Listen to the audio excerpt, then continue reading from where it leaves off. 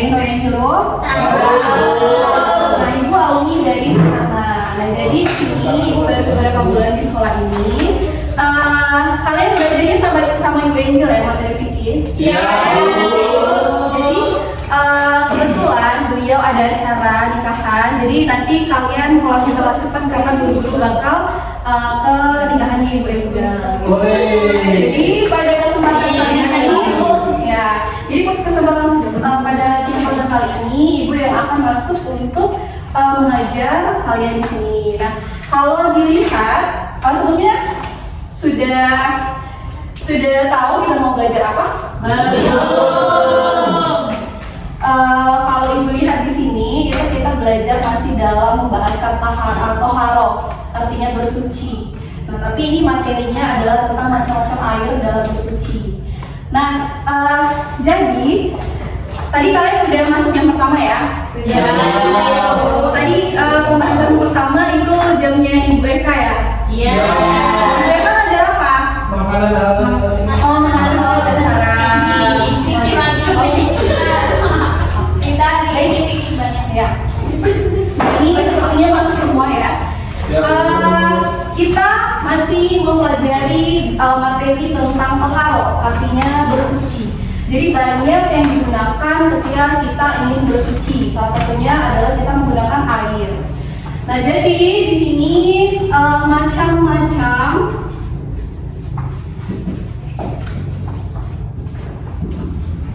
air. Nah, sebelum kita lanjut ke pembahasan atau lanjut ke lebih jauh lagi nih, kita menjelaskan atau mempelajari materi macam-macam air dalam suci. Nah, sebelumnya ibu mau bertanya, ada yang bisa hidup tanpa air nggak? Ada ya? Ada aja kalau misalnya kita udah nggak mandi 3 hari itu rasanya udah lengket banget. Gimana kalau misalkan berbulan-bulan hidup tanpa air gitu? Nah, jadi air itu sangat penting. Nah, dalam hukum Islam atau dalam fikih Islam, air itu menjadi salah satu hal yang sangat penting, apalagi bagi kita umat Islam, karena dalam beribadah kita pastinya harus bersih terlebih dahulu, bersih dari hadas, bersih dari najis, itu menggunakan air gitu. Kita mandi, minum menggunakan air. Nah, jadi pentingnya air, maka dalam fikih itu sudah dikategorikan atau sudah ada hukum-hukumnya tentang air gitu. Padahal sebenarnya kalau kita berpikir materi air itu tidak ada gitu, benar nggak? Atau udah ada yang tahu bahwa ada macam-macam air gitu? Tahu. Nah, sebagian dari kita mungkin ngiranya ya air biasa gitu, nggak ada hukum-hukum lain. Nah, jadi ternyata dalam fikih Islam air itu sudah dibagi menjadi 4 macam air.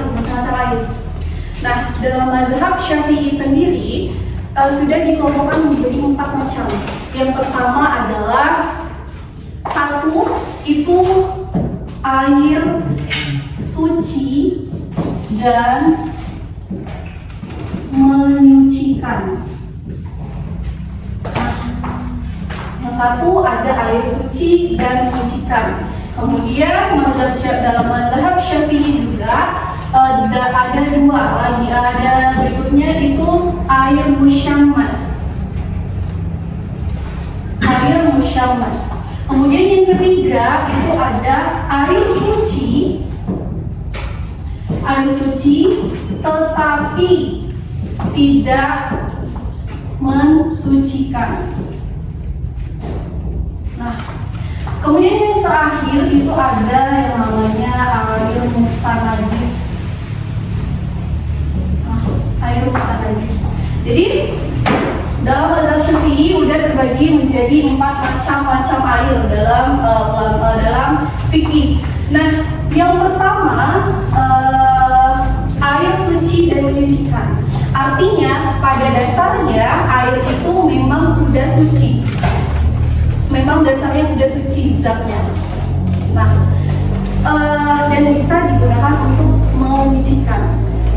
ulama fikih mengatakan bahwa biasanya disebut dengan air mutlak. Disebut dengan air mutlak. Jadi Ibnu Qasim Al-Ghazi itu membagi air mutlak ini menjadi 7. Air hujan, air sumur, air laut, kemudian air sungai, air yang berasal dari mata air, kemudian air salju, dan air hujan es. Nah, itu adalah air mutlak. Pada dasarnya air itu memang sudah suci. Nah, mengapa memang sudah suci? Karena air itu berasal dari alam, berasal dari bumi, jadi berasal memang dari penciptaannya sendiri gitu. Jadi itulah yang dibilang air suci dan menyucikan. Jadi kalau misalkan ada yang nanya, air mutlak itu seperti apa nih? Air hujan, turun dari langit, kemudian air sungai, air laut, gitu. Lalu air musyammas. Ada yang tahu air musyammas? Belum, Bu. Oke, nggak apa-apa, kita belajar. Air musyammas itu adalah air yang terkena terik matahari dengan wadahnya itu logam kecuali emas dan perak. Misal ada air yang terkena terik matahari cukup lama sehingga air itu panas atau hangat gitu. Nah, dan juga wadahnya itu terbuat dari logam kecuali emas dan perak gitu ya. Ketika dipakai untuk berwudu itu hukumnya adalah makruh gitu, hukumnya makruh. Nah, dalam penelitian kesehatan bahwa air musyammas, air yang sudah lama terkena paparan sinar matahari, jika terkena kulit manusia ataupun hewan, itu akan bisa menyebabkan penyakit kusta. Jadi makanya air ini sebenarnya suci, tetapi bersifat makruh jika digunakan untuk bersuci atau kita gunakan juga untuk mandi atau hal lain gitu. Nah, lalu jadi bagaimana jika airnya sudah kering, sudah dingin gitu? Nah, dia tidak lagi bersifat makruh, dia kembali ke air yang suci menyucikan karena dia sudah dingin gitu. Memang sebelumnya dia masih bersifat makruh ketika masih terkena sinar matahari gitu. Nah, lalu yang kedua ada air yang suci tetapi tidak menyucikan. Ada yang bisa memberi contoh satu? Nanti ada reward. Kopi, Bu. Kopi, teh, nanti ada air suci tetapi tidak mensucikan. Boleh dikasihkan satu contoh kemudian jelaskan sedikit mengapa disebut tidak suci tapi tidak menyucikan. Nanti ada reward. Cuci tangan dulu. Ayo.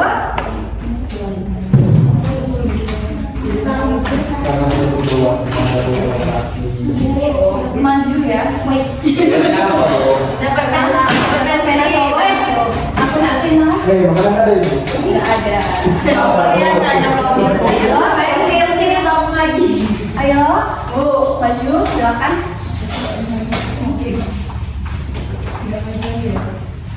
Air yang suci tetapi tidak mensucikan. Contohnya apa? Kemudian mengapa air itu bisa seperti itu?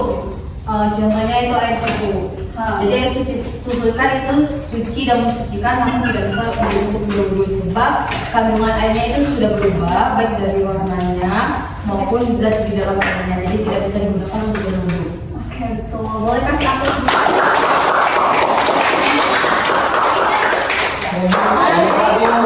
ya. Jadi kalian menyimak ya, masih ada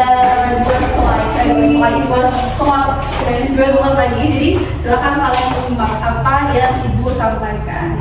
Sebenarnya pembelajaran dengan Ibu bisa dikit tegang ya. Iya. Iya, Bu. Bermanfaat, Bu. Ya, oke.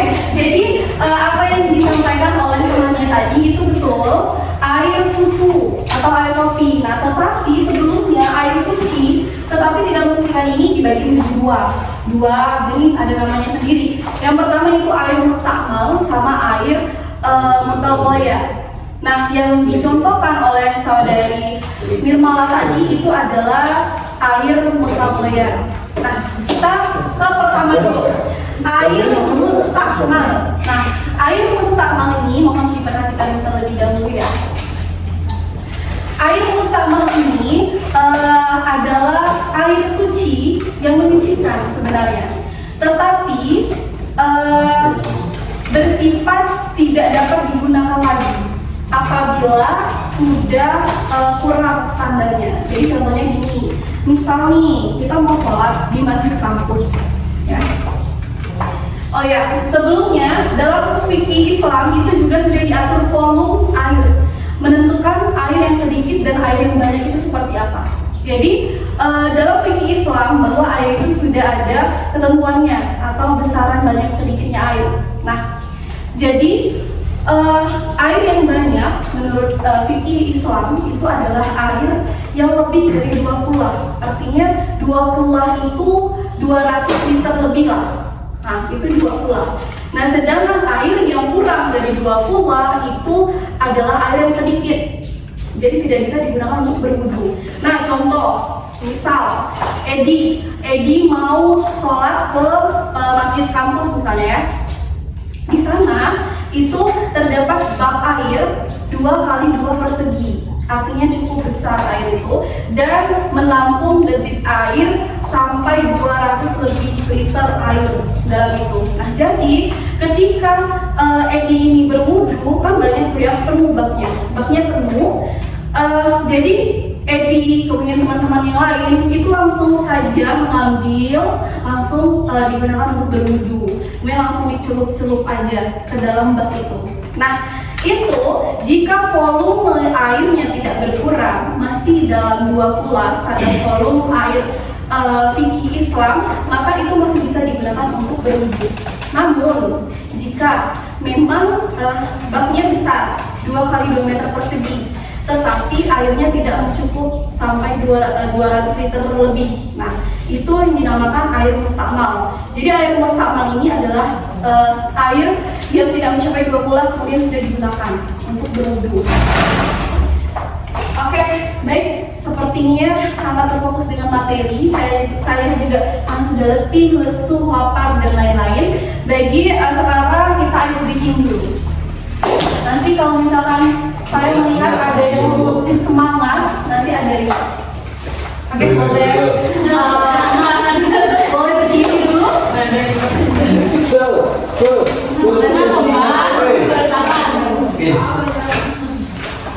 Oke, baik. Anak-anak, silakan lihat ke depan. Jadi ice-breaking-nya mudah. Gitu. Nanti yang tidak berhasil akan kita kasih hukuman terlebih dahulu. Baik, lihat. Kalau misal nanti ibu bilang botak, artinya udah kepala.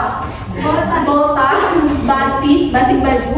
Botak, batik, batuk. Botak, batik, batuk. Bisa? Bisa. Oh ya, fokus. Botak, batik. Ada yang salah? Itu bu percobaan ya. Jadi fokus ya, kita mulai. Jadi kalau ada yang salah, maju ke depan. Bisa 2 orang. Iya. Oke, fokus. Batik, botak, batik, botak, batuk, batik, botak, batik, batuk. Satu orang lagi ya, padahal sudah di depan ya. Oke, sekali lagi. Wah, jadi gimana?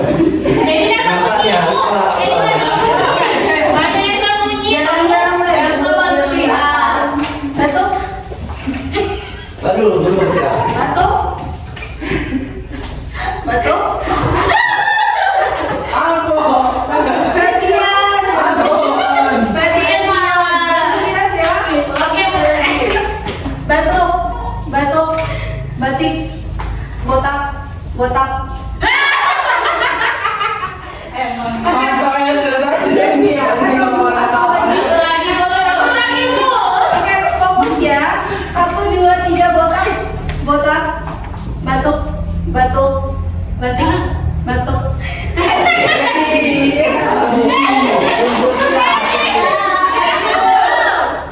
Ayo maju, maju, maju, maju. Itu melatih fokus. Kalau ini kok masalah ya, ini udah di depan loh. Udah di depan. Oke, apa nih hukumannya? Nyanyi. Pak Boy.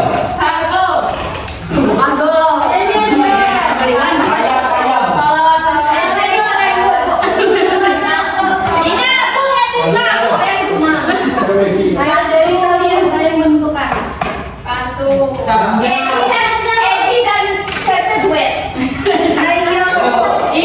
Opsi menerima hadiah.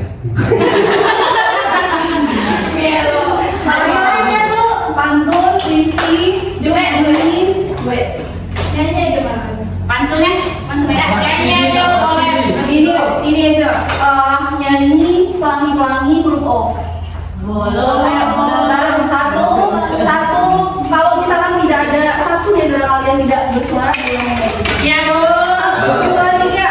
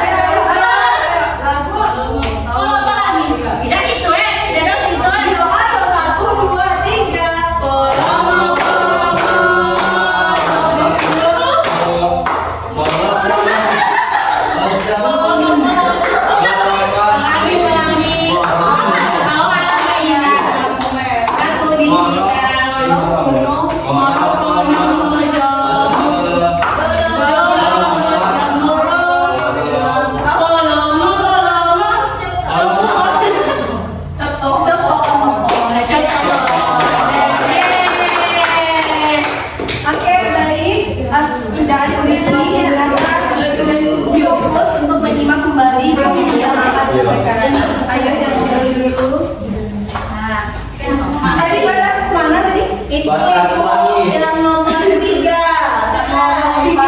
Air itu sama ya, tadi sudah dibahas. Nah, lalu yang kedua itu air mutawayar. Nah, air mutawayar ini adalah air yang memang zatnya itu sudah bersih, zatnya sudah suci, sudah merupakan air mutlak. Nah, tetapi airnya menjadi tidak menyucikan itu karena tercampur zat suci yang lainnya. Misal, kita ambil contoh air mutlak, air suci yang menyucikan, misalnya air hujan. Air hujan itu suci nggak? Nah, air hujan kemudian kita masak, kita campur kopi atau susu atau hal yang lain yang suci atau yang bisa kita konsumsi, atau misalnya udah air sabun atau bagaimana. Nah, itu dinamakan air mutawayar, artinya air yang suci tapi tidak menyucikan. Ibu tanya, kita ada yang sudah pernah berwudu dengan air kopi?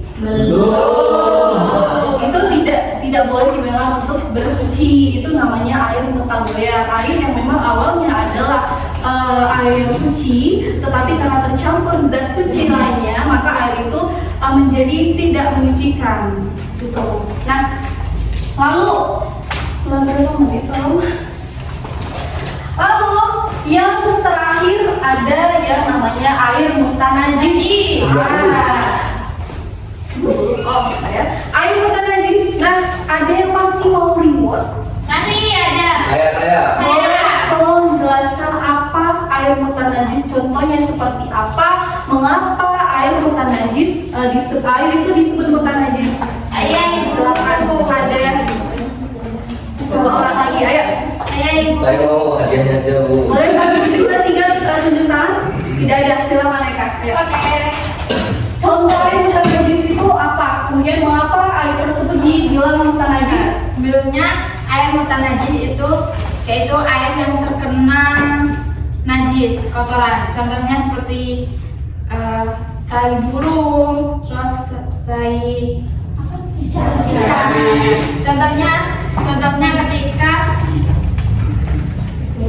Contohnya ketika ada air yang kurang dari 2 kula, terus airnya itu terkena najis dari tai cicak atau dari tai burung. Jadi itu tidak bisa digunakan lagi karena sudah najis.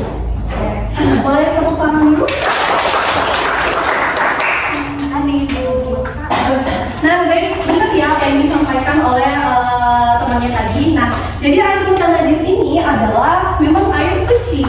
Awalnya memang air mutlak gitu, tetapi air tersebut terkena najis. Syaratnya adalah dalam fikih Islam air itu tidak bisa digunakan apabila terkena najis ketika sudah memenuhi 3 syarat. Yang pertama, air tersebut berubah warna. Kemudian air tersebut ada bau. Kemudian air tersebut rasanya agak berbeda. Misal, dalam kolam renang itu termasuklah setetes air kencing. Kan kita biasanya renang itu pasti dari kedinginan langsung kan? Di dalam kolam gitu ya. Kan nggak terasa tuh panas atau apa gitu kan. Nah, itu masih bisa digunakan untuk bersuci asalkan air tersebut lebih dari 2 kula atau lebih dari 200 liter dan tidak merubah salah satu jenis air atau penciptaan air tersebut. Misalnya apa? Misalnya ketika air dalam kolam renang itu ada yang ngencing di sana, tetapi tidak merubah warnanya, tidak merubah rasa, tidak merubah bau. Nah itu masih tidak termasuk dalam air mutan najis, termasuk tapi sifatnya masih mensucikan gitu. Nah tetapi bagaimana jika air tersebut di dalam bak 2 kali 2 persegi misalnya? Jika air itu terpenuh di dalam bak, itu sudah mencapai 2 kula, tetapi air itu kurang dari 2 kula, walaupun cuma 1 liter. Nah, jika misalnya terkena setetes air kencing, lalu atau tai cicak atau apa, hal najis yang lainnya, nah kemudian salah satu dari 3 syarat air tadi ada yang berubah. Misalnya warna air yang tadinya jernih berubah menjadi kuning sedikit. Nah itu tidak bisa karena sudah ada perubahan, walaupun satu perubahan, entah itu rasa air, entah itu warna air, entah itu bau dari air. Nah jadi itu tidak bisa gitu. Namun bila di rumah kita ada bak yang cukuplah 2 kula lebih, 200 liter lebih isinya. Kemudian mengetahuinya ada tai tikus jatuh ke dalam. Memang kita melihat tai tikus itu, tetapi tidak merubah dari perubahan asli dari air tersebut. Nah itu masih bisa kita gunakan untuk bersuci gitu. Nah ibu rasa tadi sudah cukup banyak yang menyimak gitu ya. Nah jadi kalau misalkan nanti ibu minta 1 orang yang maju untuk menyimpulkan atau menjelaskan sedikit tentang 4 macam air ini, nanti akan ada di 1 orang lagi. Ada yang berani maju atau ditunjuk? Tunjuk aja ibu. Oke, tunjuk ya.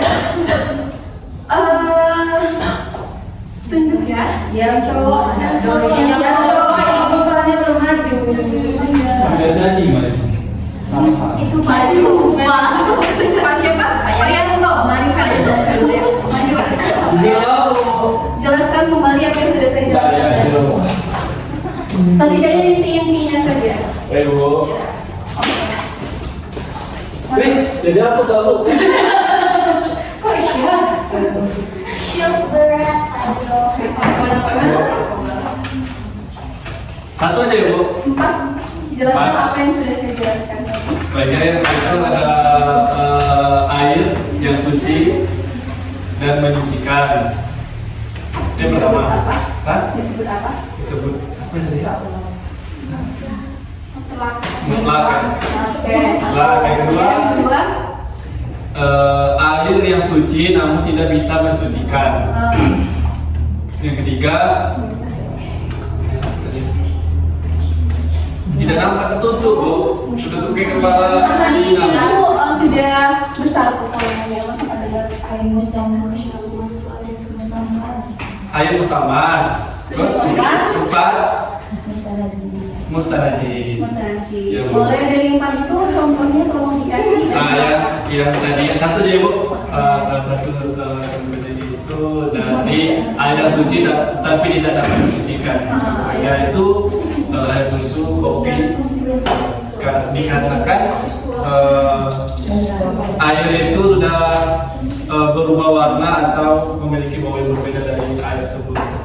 Oke, jadi makanya dibilang Air yang suci namun tidak dapat disucikan. kita kasih. Jangan bukan Bu. Terima kasih Bu. Baik, mungkin itu saja pembahasan kita pada kali ini. Karena kita akan pulang cepat, karena guru-guru akan ke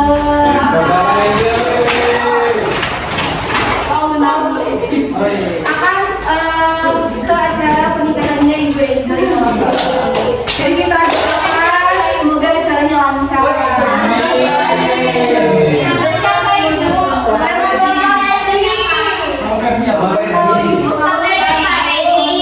Yang pastinya semoga amin. Amin aja.